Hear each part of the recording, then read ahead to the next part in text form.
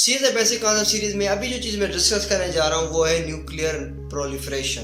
Proliferation कहते हैं किसी चीज़ का इंक्रीज हो जाना, और न्यूक्लियर प्रोलिफरेशन मतलब nuclear advancement either in quality or quantity. So it was in 1945 जब दुनिया में for the first time nuclear bomb बनाया गया था अमेरिका की जानिब से, और अगेन 1945 में वही बॉम्ब यूज़ किया गया था जापान के खिलाफ अमेरिका की जानिब से हिरोशिमा और नागासाकी में। सो तब से एक न्यूक्लियर रेस छिड़ गई, और फिर चलते चलते 1949 में यूएसएसआर, फिर 1952 में यूके, फिर 1960 में फ्रांस और 1962 में चाइना। तकरीबन यूनाइटेड नेशन सिक्योरिटी काउंसिल के जो 5 परमानेंट मेंबर्स थे उन सब ने न्यूक्लियर टेक्नोलॉजी एक्वायर कर ली थी।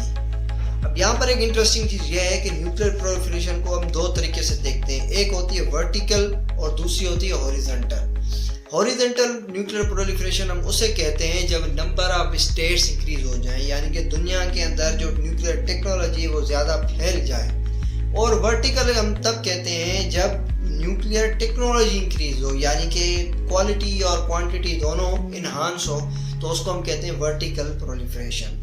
यानी अगर हम 1962 तक देखें तो नंबर ऑफ स्टेट्स इंक्रीज हो रही थी। 1945 में सिर्फ एक कंट्री के पास न्यूक्लियर टेक्नोलॉजी, लेकिन 1962 में 5 कंट्रीज ऐसी थी जिनके पास न्यूक्लियर टेक्नोलॉजी थी। So it's called horizontal proliferation. अगर हम मैं वर्टिकल की बात करूं तो कुछ टाइम पहले पाकिस्तान के पास 170 न्यूक्लियर वारहेड्स थे और इंडिया के पास हमसे भी कम थे, लेकिन अभी 2024 के अंदर जो सिपरी की लेटेस्ट रिपोर्ट आई है उसके मुताबिक इंडिया ने पाकिस्तान को सरपास कर दिया है। अभी जो ना इंडिया के पास न्यूक्लियर वारहेड्स पाकिस्तान से ज़्यादा हैं। So this is called vertical proliferation.